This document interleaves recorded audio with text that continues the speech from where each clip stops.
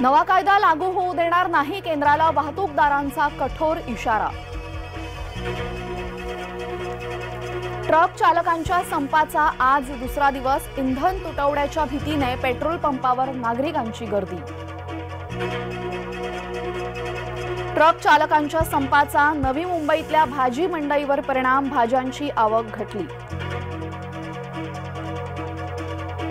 गोंदियातील खासगी शाळेच्या बस बंद, ट्रक चालकांच्या संपात खासगी शाळेचे बस चालक सहभागी। नवीन मोटार वाहन कायद्याचा विद्यार्थ्यांनाही फटका। प्राणप्रतिष्ठा दिनी सुटी घोषित करावी, आमदार अतुल भातखळकर यांची मागणी। येत्या 22 जानेवारीला सुटी द्या, भातखळकरांची मुख्यमंत्र्यांना पत्र लिहित मागणी। काका पुतण्या येणार एकाच व्यासपीठावर, शतक महोत्सवी नाट्य संमेलनाचा शुभारंभ सोहळ्याचं होणार निमित्त। राजू शेट्टी ऐनवेळी कोणाशीही युती करतात अन बळी आमचा जातो, बुलढाण्यातून स्वतंत्रच लढणार, रविकांत तुपकर ठाम।